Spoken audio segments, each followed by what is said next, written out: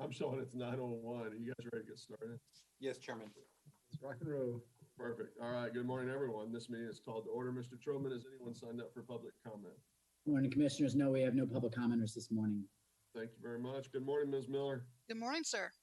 How are you today? Very well. Thank you. Good. You ready to dig into this? Absolutely.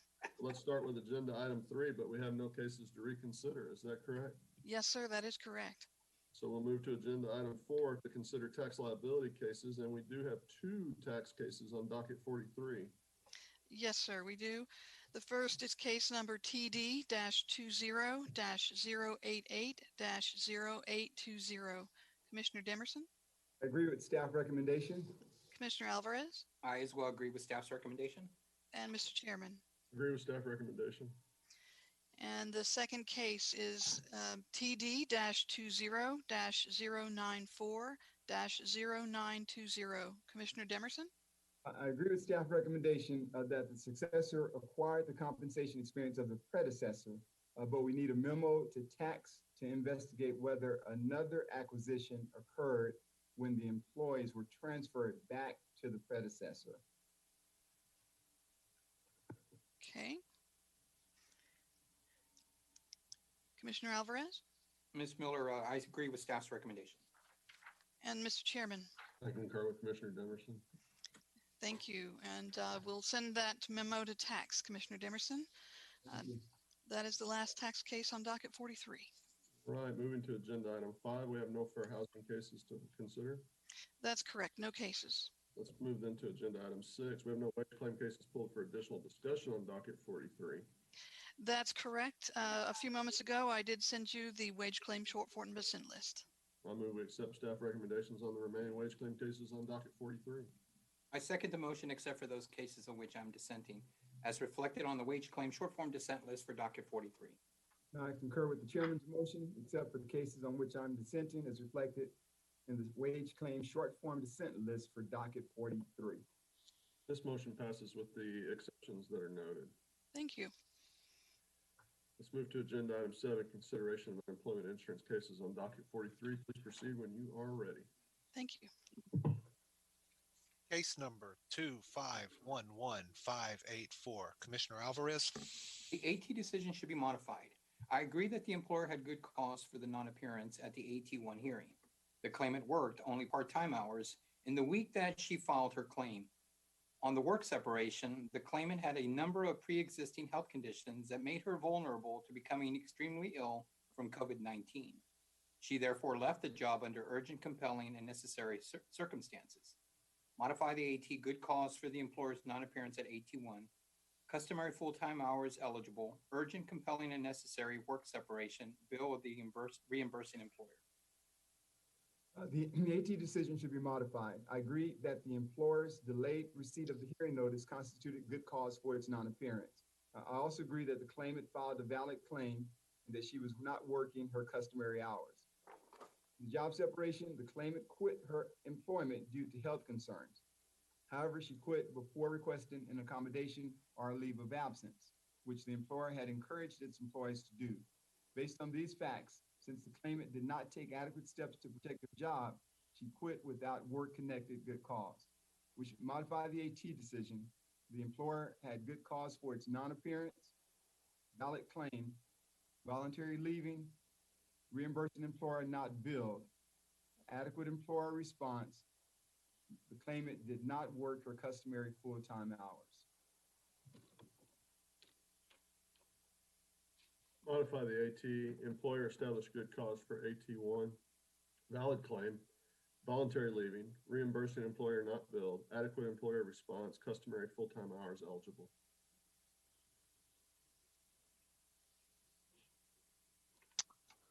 Short form dissent? Yes, sir, Commissioner Alvarez. Case number 2534230. Commissioner Alvarez? The AT decision is not supportable. The claimant worked part-time for the employer, teaching 3 college courses for $4,000 per course. 2 of the 3 courses were 7-week courses, and 1 course was 15-week course. The 2 shorter courses ended before the claimant filed his initial claim. The employer paid the claimant the same amount on every paycheck during the semester. $2,666 per month. The claimant filed his claim based on the reduction in hours when two of the courses he taught ended. He therefore was involuntarily separated for reasons that were not misconduct connected with work. Furthermore, the claimant's initial claim was a valid claim because he was partially unemployed when he filed. The earnings reported by the claimant in the claim weeks after he filed his initial claim should only be the portion of his earnings attributable to one class that he still taught, because the remainder of his pay was attributable to work that the claimant performed before he filed the claim. Reverse the AT, valid claim, no misconduct, bill reimbursing employer. The AT decision is supportable. The claimant was an adjunct professor at a university who filed his initial claim in the middle of a spring semester in which he was under contract to work his usual hours for his usual courses for his usual pay under the usual pay schedule. He experienced no reduction in his workload, no reduction in his pay, and no interruption of his paychecks. By any reasonable analysis, he was not unemployed. Accordingly, we should affirm the AT decision. The claimant filed an invalid initial claim because he was not unemployed at the time that he filed the claim.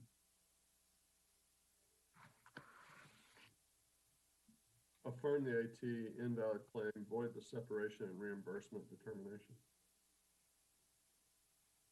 Short form dissent. Yes, sir. And Commissioner Demerson, just for completeness, does your vote include voiding the separation and reimbursing issues? Yes. Yes, thank you very much. And Thank you. Commissioner Alvarez, I have your short form dissent. Thank you, ma'am. Case number 2536362. Commissioner Alvarez. The AT decision should be modified. The employer reduced the claimant's hours from full-time to part-time as a result of the pandemic, and she filed for the unemployment benefits as a result. The employer paid the claimant accrued paid time off to make up the reduced hours. As has been established by commission president and the commission votes in recent cases, accrued PTO that is paid in the week of the initial claim does not render the claim invalid. The claimant had a non-disqualifying reduction in hours and filed a valid initial claim as a partially unemployed individual. The PTO is attributable to the prior weeks in which the claimant earned the PTO and not to the weeks in which the PTO was actually paid. Modify the AT, valid initial claim, no misconduct, bill reimbursing employer. The AT decision is not supportable. The claimant was drawing a full paycheck at the time she filed her initial claim. Although she may have been working reduced hours due to the pandemic, she had the opportunity to ask for more work hours in lieu of using paid leave in the employer's special COVID-19 leave program. She was in full pay status, and just like anyone else who was on paid leave while employed, since she could have worked more hours but elected to work a reduced schedule and apply paid leave in order to draw full pay, she was not unemployed.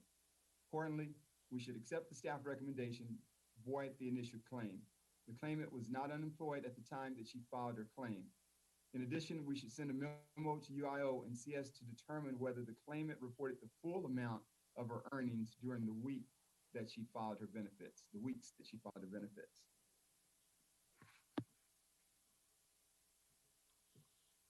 Modify the AT, valid claim, no misconduct, bill reimbursing employer. Short form. All right, I have your short form dissent, Commissioner Demerson. And did you still want the memo to go to UIO and CS? Oh, yes. Thank you. We'll do that. Thank you. Case number 2538174. Commissioner Demerson. The AT decision should be affirmed.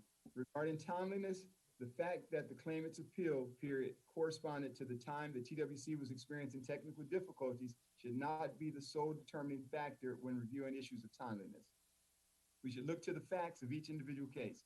Here, the claimant alleged no technical issues with the TWC system or services as the cause for his late appeal. Rather, the claimant filed his appeal late because he was not checking his inbox in a timely manner. Thus, because the claimant's late appeal does not meet any of the timeliness exceptions, we do not have jurisdiction to consider the underlying merits. We should affirm the AT decision, untimely claimant appeal, voluntary leaving, overpayment of $2,848.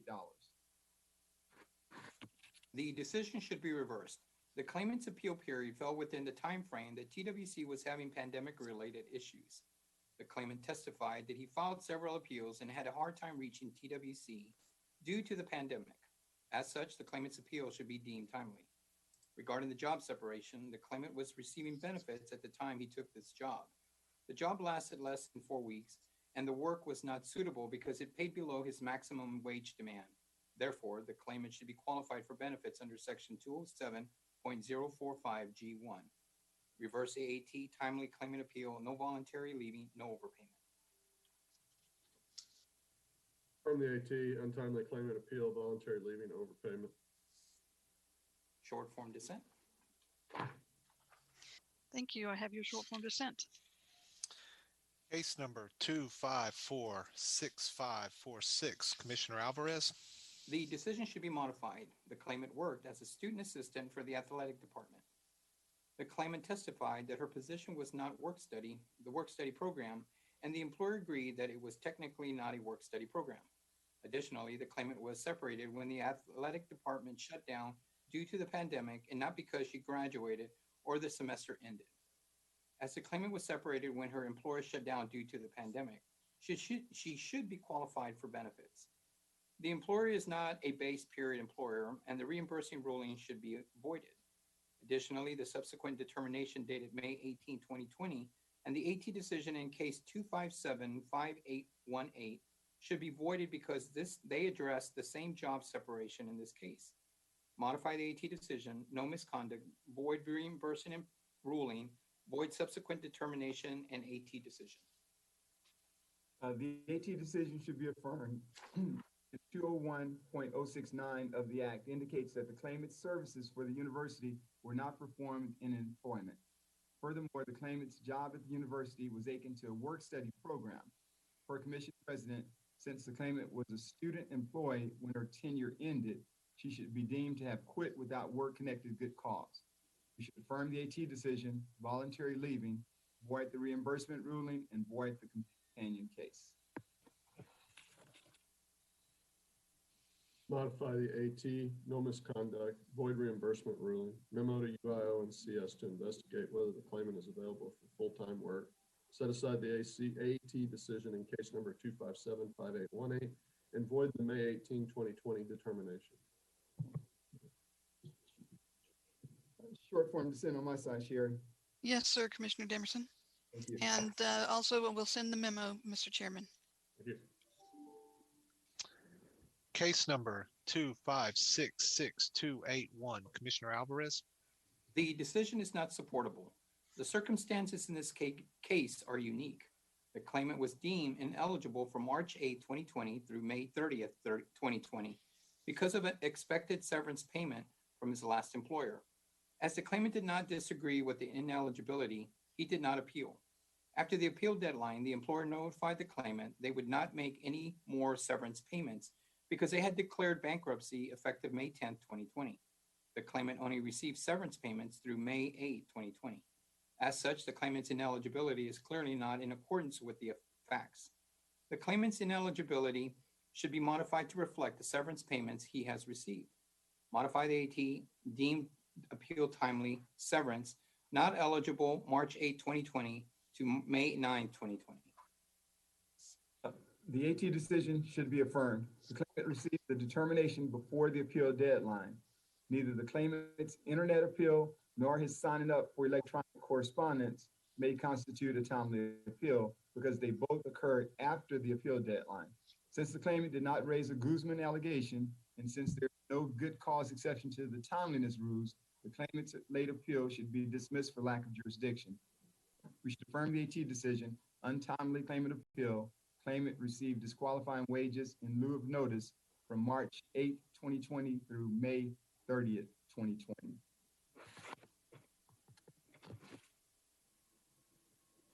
Affirm the AT, untimely claimant appeal, severance disqualification from March 8th, 2020 through May 30th, 2020.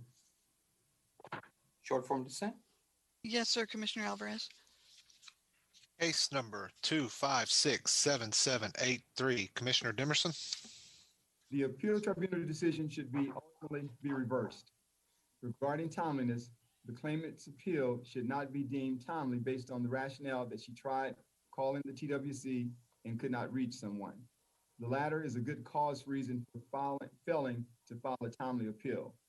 And as there are no good cause exceptions to the timeliness rules, it cannot be used as a basis for finding the claimant's appeal timely. In addition, the claimant testified that she received the determinations in her electronic correspondence box, opened and read them on the same day that she received them, and did not file an appeal because she did not know she could. This is tantamount to misreading the determinations in question and is not an exception to the timeliness rules. However, notwithstanding the foregoing comments, if the claimant's appeal is to be found timely, it should not be due to any reason associated with good cause, but instead because the underlying issues deal with the validity of the claim itself. As to the merits of the case, it appears the claimant made an error due to technical difficulties with the TWC system, and a finding that she did not work her customary full-time hours is supportable.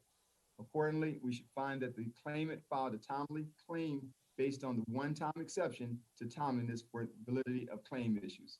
The claimant did not work her customary full-time hours. The decision should be reversed. Regarding the timeliness issue, the claimant testified that she called TWC numerous times a day to get assistance with the determinations, but couldn't get through. The claimant quickly filed an appeal after she was able to get assistance from a TWC representative. As such, the claimant's appeal should be deemed timely. Regarding the customary full-time hours, the claimant testified that she did not work at all during the 2 weeks at issue and made a mistake on her claim certification. As the claimant did not work during the 2-week period, the claimant did not work her customary full-time hours. Reverse the AT, the claimant filed a timely appeal, customary full-time hours eligible. Reverse the AT, timely claimant appeal, customary full-time hours eligible. All right, Mr. Chairman, I need clarification on the rationale. The other commissioners agreed with the timeliness of appeal issue, but for different reasons. I concur with Commissioner Demerson. Thank you, sir. Next case. Case number 2575833. Let's see. Commissioner Demerson? Okay, the commission should grant a rehearing in this case. Or stated that the claimant was discharged due to a breach of confidentiality policy. The employer was instructed to provide a copy of the email evidence, reportedly demonstrated the claimant's breach of policy. However, it appears that the email was sent in after the hearing and therefore not admitted as an exhibit. As such, the employer did not have the opportunity to provide testimony about it, nor was the employer able to authenticate it on the record. Accordingly, we should hold a rehearing to enter the employer's email evidence into the record and to allow the employer the opportunity to present testimony about its connection to the final incident. The decision should be affirmed. The employer alleged that the claimant provided confidential information to a customer. The employer was given the opportunity to submit evidence of the claimant's actions, but the email provided by the employer does not demonstrate that confidential information was given to the customer. The evidence is insufficient to establish misconduct connected with the work. Affirm the AT, no misconduct chargeback. I concur with Commissioner Demerson. Thank you. We will rehear the case. And before we proceed, I just wanted to go back to the prior case, 2567783. Commissioner Alvarez, the vote on this is unanimous.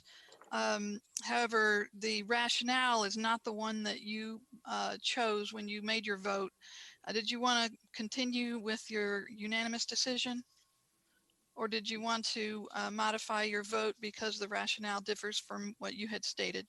So I'll dissent on the reason for finding timely. Okay, thank you. Yes, ma'am. All Case- right. Yes, go ahead and proceed with case number 9.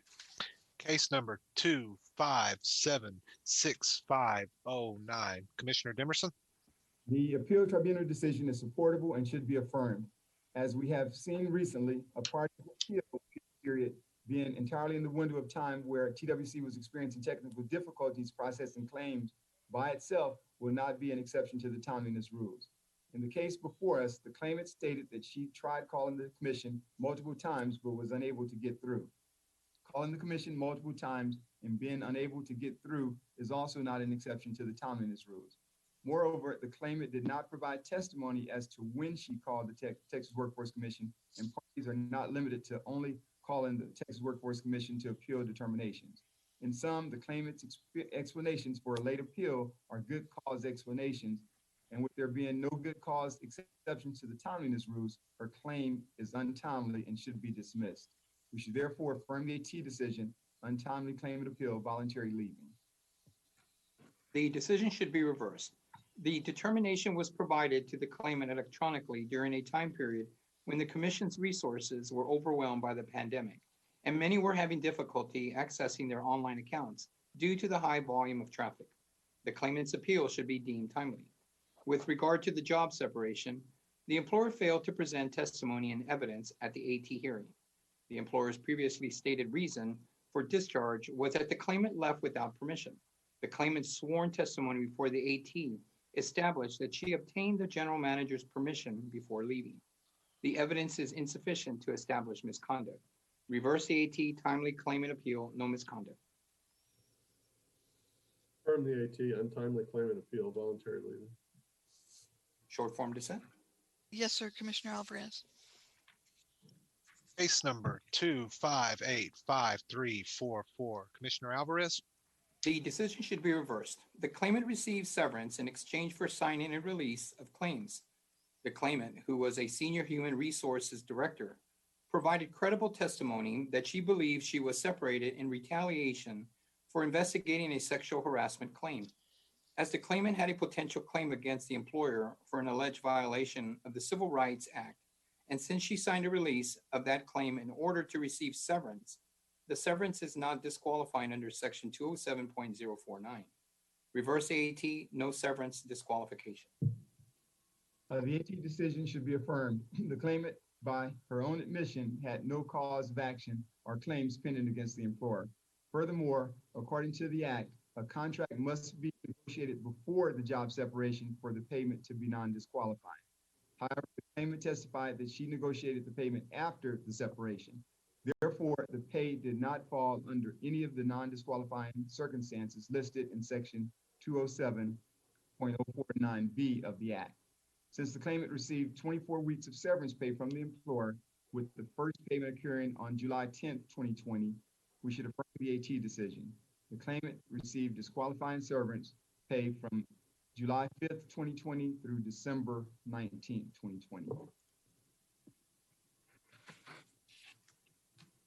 Affirm the AT, severance disqualification from July 5th, 2020 to December 19, 2020. Short form dissent. Yes, sir, Commissioner Alvarez. Case number 2585712. Commissioner Alvarez? The decision should be reversed. The claimant was hired after passing a provisional background check. She worked for the employer for 3 months without issue. The employer and claimant then learned that the claimant was named in a DFPS matter stemming from the claimant having custody of her grandchildren while her son was going through a custody matter in 2014. The claimant denied any wrongdoing in regard to the matter and attempted to clear her name. Unfortunately, despite the lack of evidence of the misconduct on the part of the claimant, the employer had to discharge her due to the operation of the state law. Therefore, the case should be reversed, no misconduct. The appeal tribunal decision should be affirmed. A condition of the claimant's employment involved the successful completion of the employer's entire background check process. The claimant was not able to satisfy this condition. As a result, the claimant's job separation was due to the equivalent of misconduct connected with the work. We should therefore affirm the AT decision, misconduct. Affirm the AT, misconduct. Short form dissent. Yes, sir, Commissioner Alvarez. Case number 2588576. Commissioner Demerson? We should grant a rehearing in this case. The claimant was discharged because she violated the employer's policy regarding how to properly lift children. A video of the final incident exists. While the employer provided still images from the video of the claimant's actions, the quality of these images is poor and ultimately not of much use. Because review of this video evidence would be dispositive of the issue before us, we should rehear the case for admission and review of the video of the final incident. The decision should be affirmed. The claimant in this case was discharged because the employer alleged that she picked up a child by the child's arm. The employer provided only hearsay testimony. The claimant denied the employer's allegations and testified that she held the child's hand, which was acceptable. The employer's witnesses testified she viewed the video but could not tell if the claimant held the child's hand. The evidence is insufficient to establish misconduct connected with the work. Affirm the AT, no misconduct, chargeback. Concur with Commissioner Demerson. We will rehear the case and resubmit. Case number 2589354. Commissioner Alvarez. The AT decision in this case should be set aside. The claimant filed an initial claim dated 4/5/20 when she was working part-time hours and earning wages that were greater than 125% of her weekly benefit amount. A separation determination was made on her 4/5/20 initial claim. However, that claim was ultimately voided because the claimant was not considered an unemployed individual. The AT hearing and decision in this case is based on the claimant's appeal from the separation determination made for the voided 4/5/20 claim. Since the initial claim in this case has been voided, the AT decision should be set aside, and the separation determination is voided. UIO and CS should be instructed to investigate and make a separation determination on the subsequent initial claim dated 6/28/20, which was filed after the claimant was completely separated from her job. The appeal tribunal decision should be affirmed, and the ruling in this case should apply to the claimant's initial claim dated 6/28/2020. The employer presented two witnesses who stated that the claimant directed profanity at the dispatch supervisor when the dispatch supervisor had been tasked to review how notices were being handled at the workplace. The claimant did not affirmatively deny the activity in her testimony. As such, the claimant's conduct constituted work-connected misconduct. We should therefore affirm the AT decision, misconduct, no chargeback, and apply the ruling in this case to the claimant's initial claim dated June 28th, 2020. Reverse the AT, no misconduct, chargeback, apply ruling to the initial claim dated June 28, 2020. Short form. All right, I don't believe we've achieved a majority vote quite yet. Commissioner Alvarez voted to, one moment, please, excuse me. Ms. Miller, if it will help you, Yes, sir. I can agree with the chairman on his decision. Okay, then we have a majority vote, no misconduct, chargeback, apply the ruling to the IC dated 6/28/20. Yes, ma'am. Commissioner Demerson? Short form. Thank you. Short form dissent. Thank you. Case number 2589554. Commissioner Demerson. We should grant a rehearing in this case. The claimant was discharged after an altercation with a coworker. While a video of the incident exists and the employer presented a witness who had viewed the video, the AT did not ask the witness what the video showed. Because the record was not adequately developed and review of the video would be dispositive, we should grant a rehearing for admission and review of the video of the final incident. The decision should be reversed. The employer alleged that the claimant was in an altercation. The employer presented only hearsay to support its allegations and failed to produce the video of this incident. The claimant denied that the altercation occurred and denied making any kind of threat. The claimant asked for an apology from his coworker because the coworker knocked over an item and almost injured the claimant. The claimant was understandably upset by his coworker's carelessness, and there is no evidence that the claimant was violent or threatened anyone. The evidence does not establish misconduct connected with the work. Reverse the AT, no misconduct, chargeback, void adequate response. I concur with Commissioner Demerson. Thank you. We will rehear the case. Case number 2589881. Commissioner Alvarez. The AT decision should be modified. The claimant was the caretaker for her grandmother, who was recently moved to a hospice care. The claimant worked with patients of the employer and therefore was at risk of exposure to COVID-19. She left the job because her grandmother was vulnerable of becoming extremely ill from COVID-19. The claimant left the job due to non-disqualifying, urgent, compelling, and necessary circumstances. Modify the AT, urgent, compelling, and necessary work separation. No overpayment, void chargeback rule. We should affirm the appeal tribunal decision. While the claimant had a very compelling reason for quitting a job, it was personal in nature. Thus, because the claimant quit without good cause connected with the work, we should affirm the AT decision, voluntary leaving, void chargeback, overpayment of $3,240. Affirm the AT, voluntary leaving, void chargeback, overpayment. Short form dissent. Yes, sir, Commissioner Alvarez. Case number 2590033. Commissioner Demerson, We should modify the appeal tribunal decision. Because the claimant believed that he was owed a raise and a promotion when he stopped coming in to work after giving the supervisor an ultimatum. However, the claimant did not establish that his working conditions were intolerable. Although the claimant stated that he had been working additional duties and more hours, there were no allegations nor evidence in the record that the claimant was not being paid for the extra time. In addition, the claimant could have escalated his concerns to HR or upper management before quitting without notice, but he failed to do so. Finally, even if the claimant had been promised a promotion, a fact which the claimant's fact-finding statements do not support, according to the commission president, by quitting after working under the new conditions only 3 months, the claimant did not wait a reasonable amount of time before quitting. As such, for the reasons stated, the claimant did not establish good cause connected with the work for quitting, and we should modify the AT decision. Voluntary leaving, no chargeback, sever, adequate response. The decision should be reversed. The claimant was promised a promotion to a lead position within the company. The claimant accepted additional work and responsibilities in line with such position. After 10 months and repeated requests, the claimant was still not promoted, despite the additional work that he was performing. Consistent with precedent set by Appeal 452-CA-68, the claimant had good cause to quit when the promised raise and promotion was not forthcoming after 10 months. Reverse the AT, no misconduct, chargeback, void, adequate response.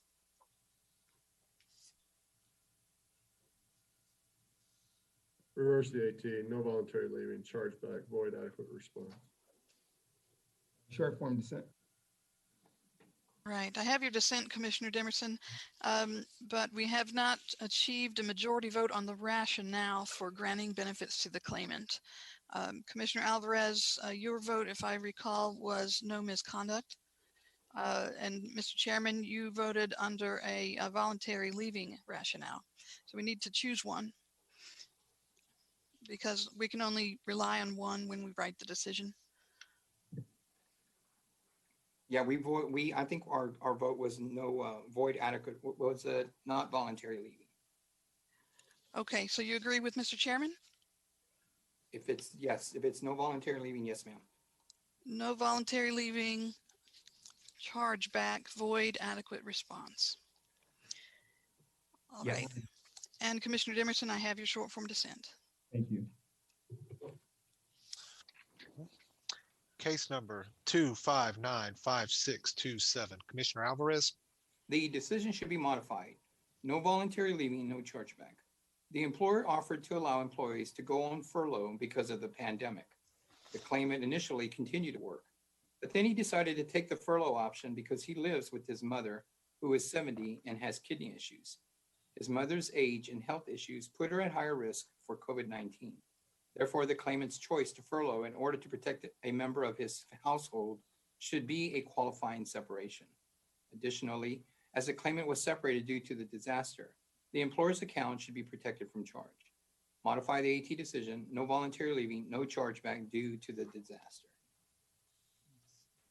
We should affirm the appeal tribunal decision. While the claimant may have had a compelling reason, personal reason for leaving his job, he did not establish good cause connected with the work for quitting.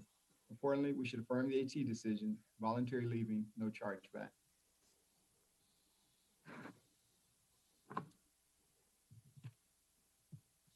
Modify the AT, no voluntary leaving, no chargeback disaster.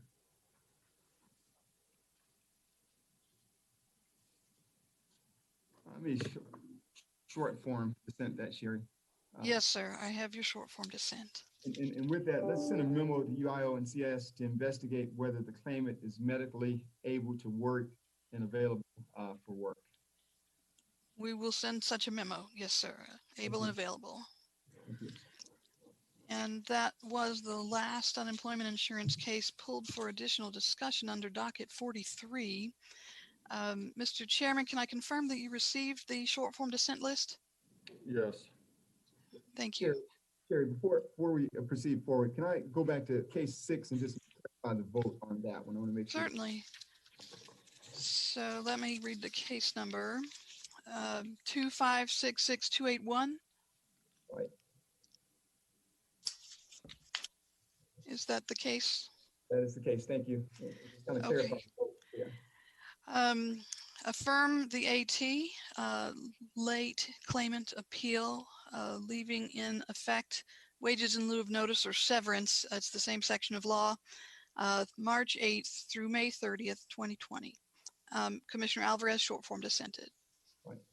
Okay. All right. We're good. Thank you. Thank you, sir. I move we accept staff recommendations on the remaining UI cases on docket 43. I second the motion except for those cases on which I'm dissenting, as reflected on the UI short form dissent list for docket 43. I concur with the chairman's motion, except for the cases on which I'm dissenting, as reflected in the UI short form dissent list for docket 43. Motion passes with the exceptions noted. Thank you very much. Thank you. This brings us to the end of agenda items 3 through 7. Let's pause for a few minutes to reset for the rest of the meeting.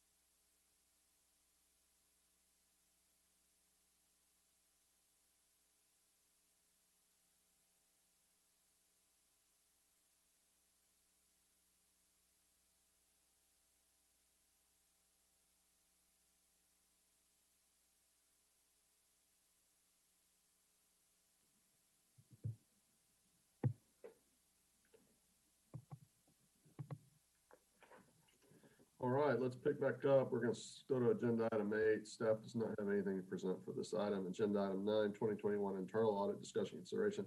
Possible action regarding approval of FY 2021 internal audit plan.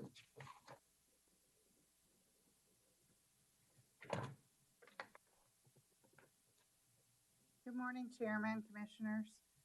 For the record, Ashley Soggville, Internal Audit. Today, I'm here to present the fiscal year 2021 audit plan for your consideration and approval. Starting on page 6 of the document I provided, you will find the proposed performance audits, carry forward audits, and administrative functions as briefed with your offices. So I'm available if you have any questions. Questions or comments? None here, Chairman. None. Thank you. Do we have a motion? Great report, Ashley. I move that we approve the fiscal year 2021 audit plan as presented. A second. Been moved second, and I concur, so we're unanimous. Thank you. Thank you. This is item 10, discussion, consideration, and possible action regarding adult education and literacy performance funding measure for program year 2020-2021. Good morning, Chair Daniel, Commissioner Alvarez, Commissioner Demerson, and Mr. Sterna. For the record, my name is Fabiana Ramirez, Program Specialist with Adult Education and Literacy. TWC Rule Chapter 800.68 provides that TWC set performance accountability benchmarks that AEL grant recipients must meet in order to access up to 10% of their allocated funding. We refer to this as the performance-based holdback. The program year 2020 performance-based holdback, as approved by the Commission back in June, is 2% of an AEL grantee's overall allocation. The following is a brief description of those items outlined under Issue 1 of your notebook materials. Issue 2 outlines items which will be taken to the Commission at a future date. Last October, the Commission approved the performance-based funding criteria, which incorporated measures under House Bill 1949, as passed in the 86th Legislature regular session. The Commission also approved the holdback for this measure at that time, which was 33.33% of a grantee's allocation for this current program year. So this is described in your notebook materials as Measure 1. Measure 2 criteria relates to a student retention and measure skill gain criteria, and AEL grantees which meet this measure are able to access the remaining 66.66% of that performance-based holdback this current program year. Attachment 1 of your notebook materials shows the amounts for both Measure 1 and Measure 2. Finally, there's a forward application of the criteria in House Bill, of the criteria found in House Bill 1949. So next program year 2021, this will be known as Measure 1. So at this time, staff seeks direction on the following items. First, to rescind program year 20's Measure 1 to release that 33.33% of the program year 20 performance-based allocation to grant recipients. Second, to assigning the performance-based criteria described in Measure 2, giving grant recipients access to approximately 66.66% of the remaining program year 20 performance-based allocation. And third and last, to assign that criteria to continue the implementation of House Bill 1949 in program year 2021. So this will be program year 2021, Measure 1.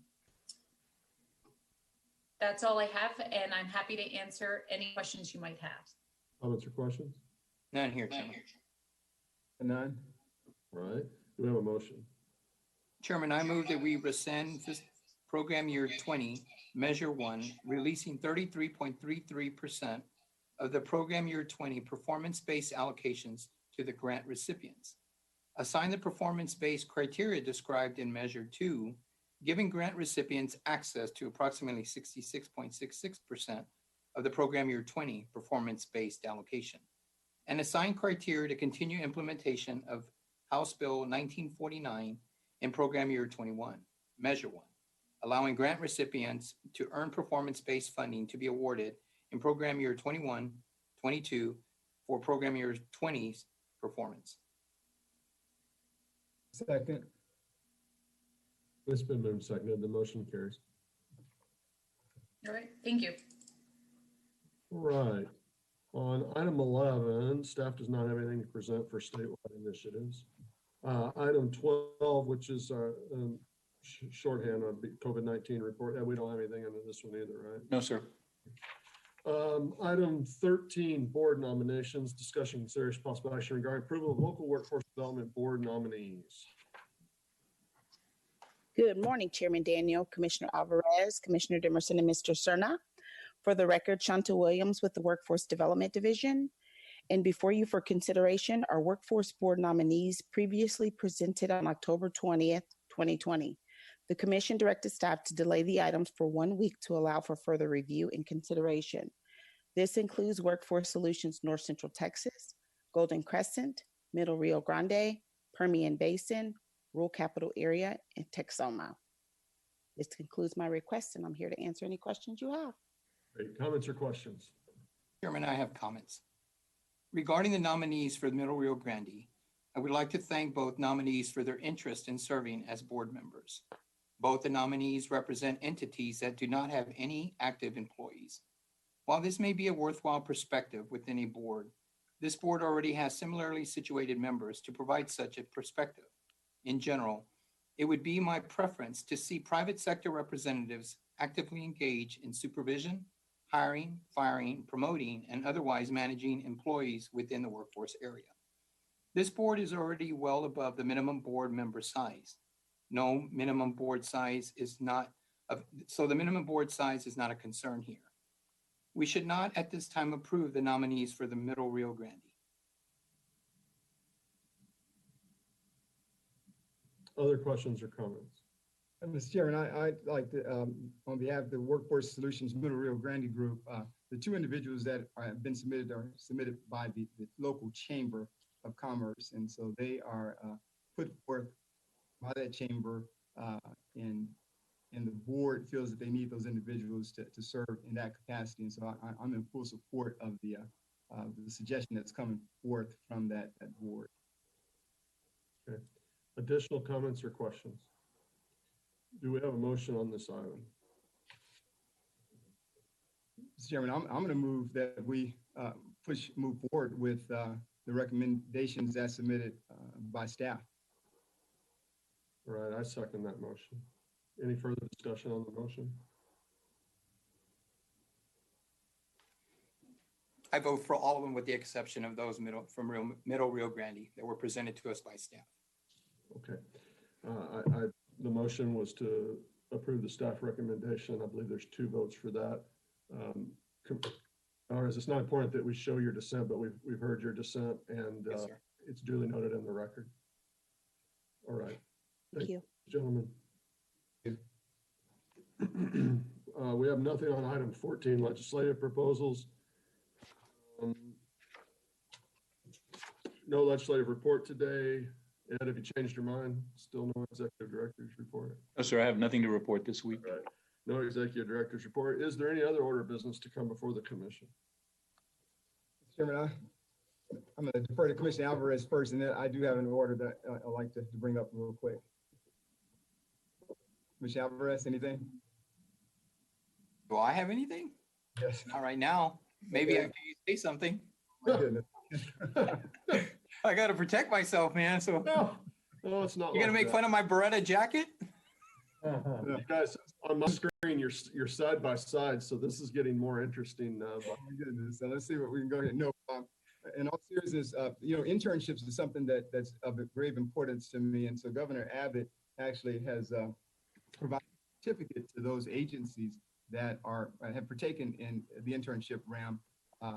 During this pandemic, there was an opportunity for us to really just say, we probably can't do that. But Ed and the team stepped out to really make a difference in the agency, did have internships, as did a number of other agencies as well. And so I'm going to read this certificate that came from Governor Abbott, and I'll be presenting this to Ed as well. But it says, the Texas governor, to all to whom these presents shall come. Greetings, know ye that this official recognition is presented to the Texas Workforce Commission. It's my pleasure to send my appreciation and recognition to your agency for your diligence and perseverance in offering internship opportunities for hardworking students during the novel coronavirus COVID-19 pandemic. While COVID-19 has disrupted many aspects of our daily lives, the continuation of your internship program during this time highlights how Texas continues to prepare for the future by adapting to the unexpected challenges of today. Utilizing creative, digital, and virtual methods to ensure your interns were presented with valuable learning experiences and opportunities, your agency has showcased the bright potential of future employment opportunities in state government. By providing interns with the skills and tools to succeed, you are empowering our students and young adults for their next steps and helping solidify the future of Texas. With agencies and organizations like yours leading the way, the Lone Star State will continue to prosper and thrive. First Lady Cecilia Abbott joins me in congratulating you on your success and extending best wishes for the future. In testimony whereof I signed my name and caused the seal of the state of Texas to be affixed at the city of Austin this 13th day of October 2020. Greg Abbott, Governor of Texas. And so I'll be providing this certificate to Ed and just congratulating the agency and the team for stepping out during this pandemic and really making a difference, not only in the lives of those students, but preparing for our future pipeline, talent pipeline as well. Thank you for the opportunity, Mr. Chairman. Thank you, sir. Congratulations, Aaron, for the great work that you do with the interns and, of course, all the commission office and the agency especially. So thanks to everyone. Absolutely. And it goes to the agency and the work that you guys are doing. And so internships is very, very important. Commissioner at Higher Education Coordinating Board, Harrison Keller, is very interested in doing some things down the line. So we're going to push this even further in spite of the pandemic as we move forward. Absolutely. Thank you for that. Is there any other business? None here, Chairman. Oh, I'd like to congratulate Mary York on a great meeting last week. Take this opportunity since she's a new addition to the agency. She did a really good job of putting together a really good meeting last Friday where we all had an opportunity to make some comments and listen to some of the successes that were going around the state. So I just wanted to congratulate her on her first, I guess it was a stakeholder meeting or summit or whatever you want to call it, but she did really good work. So I just wanted to take this opportunity to thank her for that. Yeah, I agree with you. It was a great meeting to hear from our boards and some of the community colleges who have really found some innovative ways to use skills development fund dollars in pandemic response. And kudos to the team, the Employer Initiatives team, for doing that. It was a great meeting. I appreciate you bringing it up. I think anytime we can highlight the community colleges and others who are using skills development fund, the program as a whole to sort of do things to help with training and skills for the state, we should definitely bring that to the forefront. And I think they really did that in their meeting last week. She did a good job. So great job by her and her team. I failed to mention the rest of her team members. So thank you for that. And I look forward to the meeting this week. Excellent. You see my thumbs up there. So all right. We have a motion. Do we have a motion to adjourn? Chairman, I move that we adjourn. I second that motion. And if it's moved and seconded, I think we're unanimous and we are. Bye-bye, everyone. Have a good week. Good luck tonight, Commissioner Alvarez, or whenever you ref. Remember, don't boo me. Do not.